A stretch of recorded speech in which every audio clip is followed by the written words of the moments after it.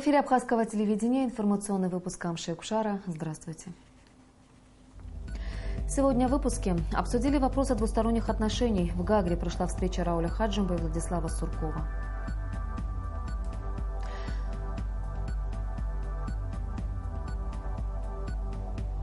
К 75-летию Юрия Воронова рабочее заседание правительственной комиссии.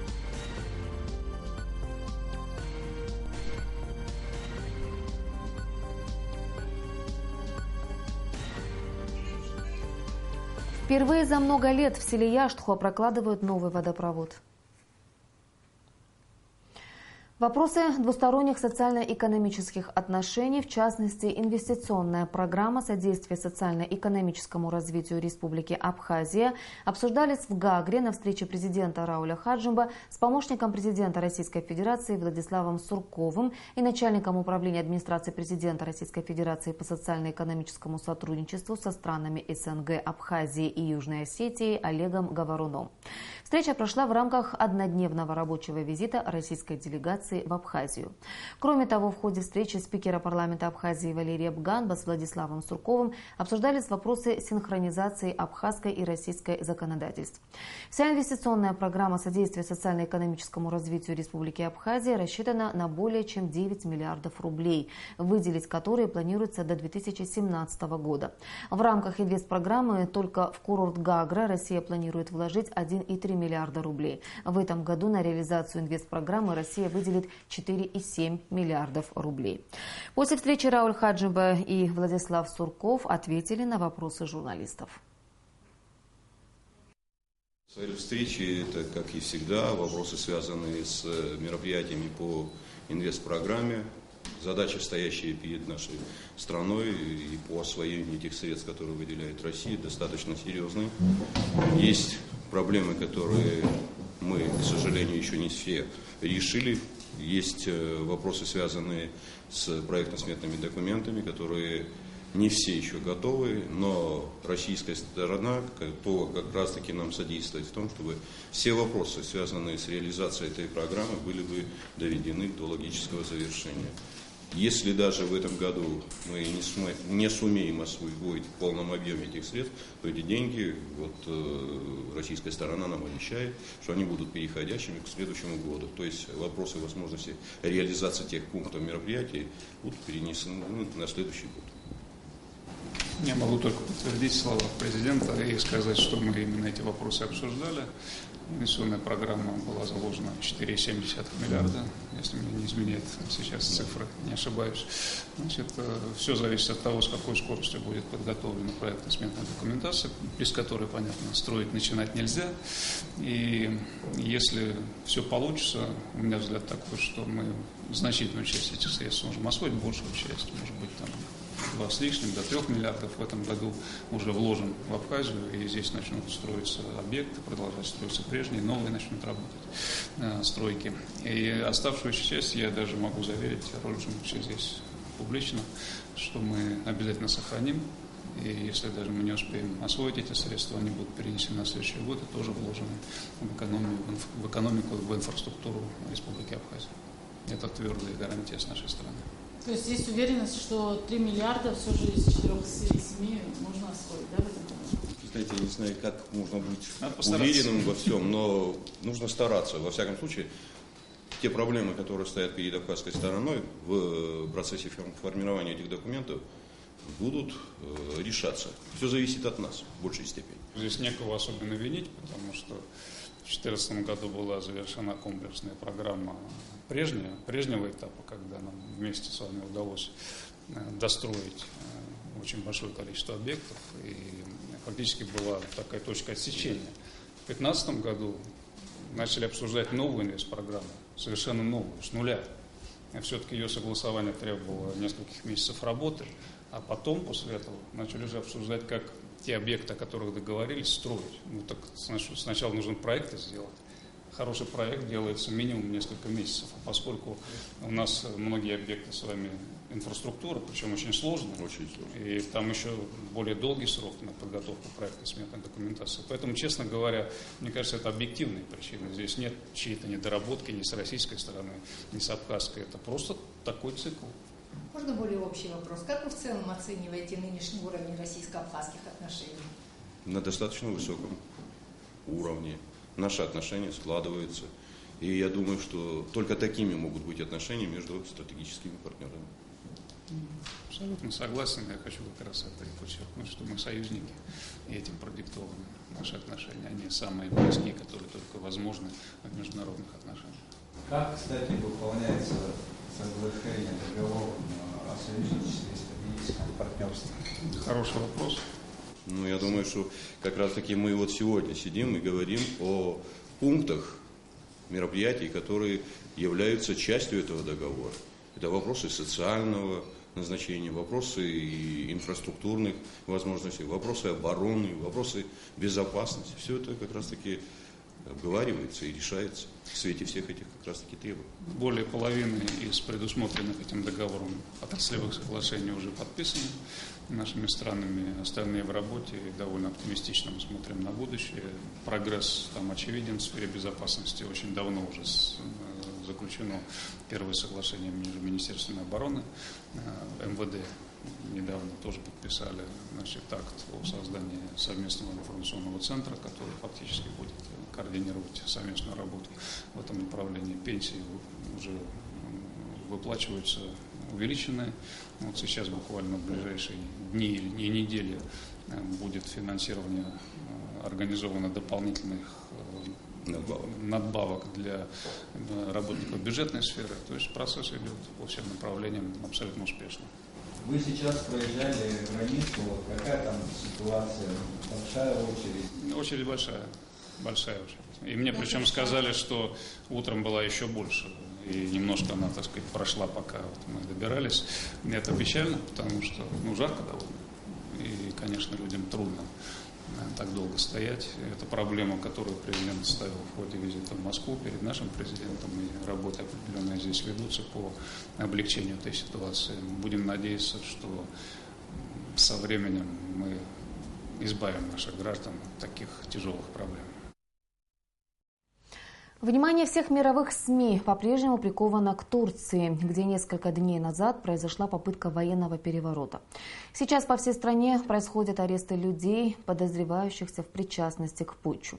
По информации полномочного представителя Абхазии в Турции Инара Гицба, среди пострадавших есть и наши соотечественники. Подробности в материале Нисфы Аршба. Взрывы, перестрелки, танки. В небе над Турецкой республикой военные штурмовики. На улицах начались беспорядки. В Абхазии за сотни километров от Турции все мысли о нашей диаспоре. Мятеж подавили. Прошел еще день, и в Абхазию пришли первые трагические новости. Жертвы есть. 6 человек. Об этом нашему каналу в телефонном разговоре сообщил полномочный представитель Абхазии в Турции Инар Гицба. Среди представителей абхазо-адыгской диаспоры есть 6 погибших. Среди них советник администрации президента, специалист по рекламе правящей партии «Справедливости и развития» Эрол Олчак и его 16-летний сын Абдуллах Олчак. Их историческая фамилия была Лецерук. Также, по информации, которая поступает в полномочное представительство от Федерации абхазских культурных центров и Федерации кавказских культурных центров, со скорбью сообщаем, что среди погибших есть еще Уфук Байсам Харат, его историческая фамилия. Он являлся главой спецподразделения полиции Анкарской провинции Гёльбаши. Также Джунейд Бурса с исторической фамилией Бырс, сотрудник спецподразделения полиции, к сожалению, погиб. Братья Гёкхан и Окан Эсен Быда также погибли. Без вести пропавших среди нашей диаспоры нет. По крайней мере, такими данными представительство не располагает. Что касается самой ситуации, то, по словам Инара Гицба, она уже, можно сказать, вернулась в прежнее русло. Сейчас по всей Турции проходят спецоперации по задержанию лиц, подозревающихся в причастности к организации попытки военного переворота. По данным из турецких СМИ, на данный момент задержано свыше 6 тысяч лиц, из них 16 генералов и большое количество высших военных должностных лиц. В целом ситуация сегодня уже стабильная. Государственные и коммерческие учреждения Турции работают в штатном режиме. На улицах повышены меры безопасности. Вблизи госучреждений проводится дополнительный контроль людей и транспорта. Нисфа Аршба, Роберт Ломия, Абхазское телевидение. Сотрудниками службы государственной безопасности Республики Абхазия задержан гражданин России, подозреваемый в незаконном ввозе и сбыте наркотических веществ в особо крупном размере. 29 июня 2016 года в городе Ачимчира сотрудниками службы государственной безопасности совместно с сотрудниками Управления по контролю за оборотом наркотиков МВД Республики Абхазия в ходе проведения оперативно-розыскных мероприятий был задержан гражданин России, житель города Ачимчира, Кирякосян Давид Иванович, 1979 года рождения. При личном досмотре у него обнаружено и изъято белое порошкообразное вещество, расфасованное в 21 сверток. Согласно справке экспертно-криминалистического центра МВД, изъятое вещество является наркотическим средством метадон, общим весом 10,76 грамм. Давид Кирякосян, согласно акту медицинского свидетельствования, в момент задержания находился в состоянии наркотического опьянения препаратом метадон, за что судом города Сухум он подвергнут административному аресту сроком на 15 суток и водворен в следственный изолятор СГБ Республики Абхазия. В ходе первичного опроса Кирякосян сообщил, что наркотики он ввез в Абхазию из Российской Федерации с целью сбыта. Следственным отделом СГБ Республики Абхазия в отношении Кирякосян возбуждено уголовное дело по признакам преступлений, предусмотренных статьями 224 части 3 пункта В и 224 прим. 1 части 3 пункта Б «Незаконное производство, приобретение, хранение, перевозка с целью сбыта наркотических средств, психотропных веществ или их аналогов в особо крупном размере, незаконный ввоз в Республику Абхазия наркотических средств, психотропных веществ или их аналогов в особо крупном размере. Проводятся необходимые следственные и оперативные мероприятия. План мероприятий, посвященных 75-летию со дня рождения выдающегося ученого, кавказоведа, видного государственного деятеля, одного из лидеров национально-освободительного движения народа Абхазии Юрия Воронова, обсуждался на рабочем заседании Государственной комиссии под председательством первого вице-премьера Шамиля Адзинба. Члены комиссии внесли ряд предложений, которые в ближайшее время будут рассмотрены правительством.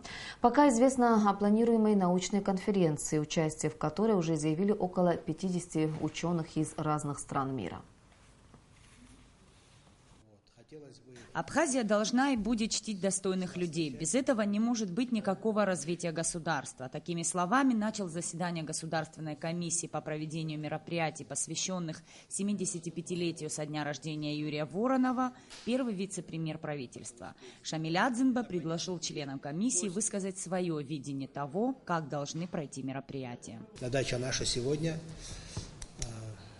достойному абхазцу, великому человеку для нашей современной истории, как минимум, для ученого. Мы должны 75-летие его достойно, как положено, на уровне государства отметить. Это ради нашего будущего, ради истории, ради детей, ради подрастающего поколения. Мы должны отдать дань памяти. Ученые предложили провести двухдневную конференцию, а в актовом зале Кабинета министров провести торжественное заседание.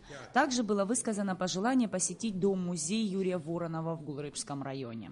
Мы будем посещать памятники, которые он изучал, особенно Сибелью, да еще и Ясочку. А в каком они состоянии будут смотреть наши гости. Надо делать хорошо, потому что и дорога, вы знаете, какая, сами, в каком состоянии, знаете вы. И поэтому надо будет оперативное вмешательство для того, чтобы как-то привести их в порядок. Чтобы осуществить задуманное, государству придется потратить не 1 миллион рублей, так как Ясочка находится в неухоженном виде, да и дорога к дому-музею в плачевном состоянии. К 75-летию Юрия Николаевича Воронова планируется создать фильм о жизни и деятельности известного ученого. Также планируется выпуск 5-томника его трудов. Шамиль Адзинба заверил собравшихся, что все пожелания будут учтены. Главное – выполнить поручение президента и в срок подготовить все мероприятия. Нисфа Аршба, Роберт Ломия, Абхазское телевидение. Республиканская общественная организация ветеранов Отечественной войны народа Абхазии и Адлерская районная организация ветеранов и инвалидов войны, военных конфликтов и приравненных к ним категорий подписали коллективное обращение к президенту Российской Федерации Владимиру Путину. В нем содержится просьба приравнять ветеранов-участников вооруженного конфликта Отечественной войны народа Абхазии 1992-1993 годов к ветеранам Юго-Осетинского вооруженного конфликта в августе 2008 года. Обращение с абхазской стороны подписали председатель движения «Матери Абхазии за мир и социальную справедливость» Гули Кичба, председатель Государственного внебюджетного фонда инвалидов Отечественной войны народа Абхазии Бадри Агарба, а также председатель Республиканской общественной организации ветеранов Отечественной войны народа Аруа Илья Гуния. Обращение будет отправлено президенту Российской Федерации в ближайшее время. Было составлено коллективное письмо на имя президента России Владимира Владимировича Путина. Это письмо, которое составлено было, мы к нему шли больше 20 лет. Потому что мы не имеем ни льгот в России, ни инвалиды, которые получившие ранее ранения, здесь контузии, увечья различной степени тяжести. Они также ничего не могут, то есть за полную стоимость, не имея ни льгот, ничего, ни группы, мы ничего не можем сделать. Если, конечно, Владимир Владимирович подпишет это коллективное письмо, а это значит будет указ, это будет признание и всех инвалидов, всех участников и добровольцев России, участвующих здесь в Абхазской войне, в Осетинской войне, и реабилитация всего кавказского народа, которые здесь ранее участвовали в вооруженном конфликте Отечественной войны. В селе Яштхуа начали укладывать новый водопровод. На недавней встрече с президентом жители села подняли вопрос о наболевшем отсутствии централизованной подачи воды во всем селе. По поручению Рауля Хаджимба управление капитального строительства наняло подрядчиков, компанию «Сенс», которая и приступила к прокладке труб. На какой стадии находятся работы, узнавала Амра Амичба.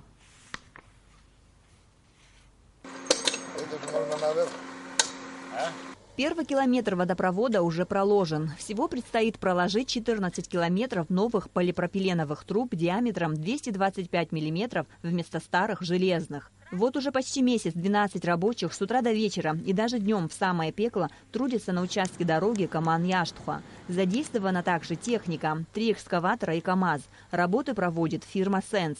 С насосной станции, с колодца мы ведем трубы в Яштуху. С Яштухи спускаемся и по Школьной будем подниматься по всем домам. Будем отводные колодцы ставить. Общая протяженность 14 километров.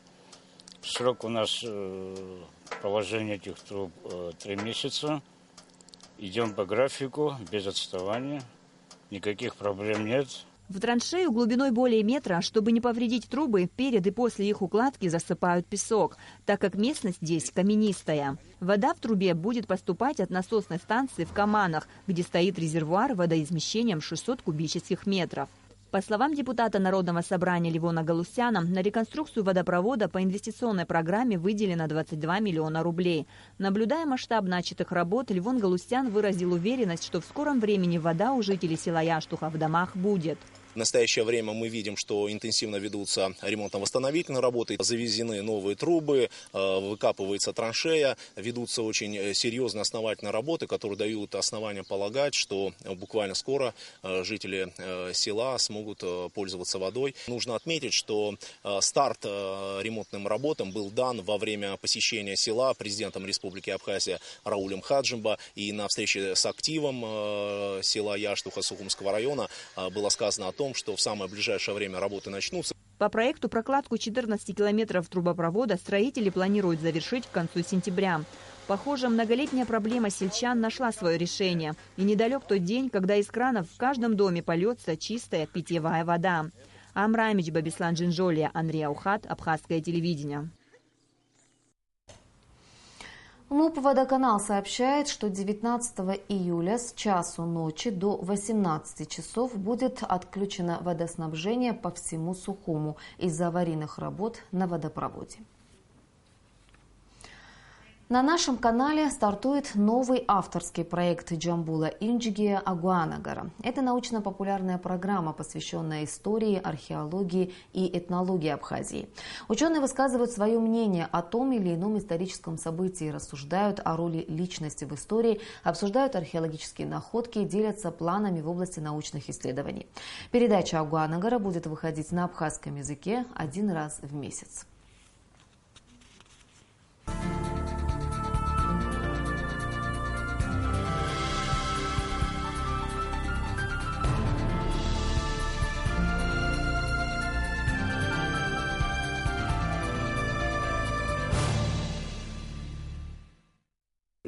يجب بشخص كرزحنا أي حبر عبسو أي حبر يعيز يحرد زك بري نستر لقوبة عبسو جلالج عبسو عندكرر بلات عندكرر دا سيمفون دا خيزبان يحرد زك بري زغشك ستو يخيجد نستر لقوبة و عبسو عرزنا تعرض سيمفون دود زنا دقين خود ده شو كسر جدا خود.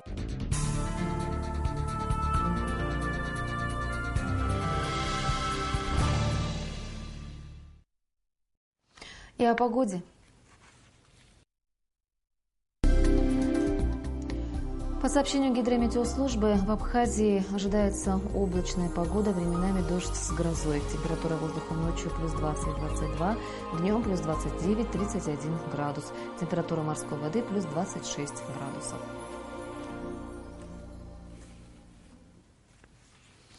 Информационный выпуск завершен, ну а я прощаюсь с вами. До встречи в эфире.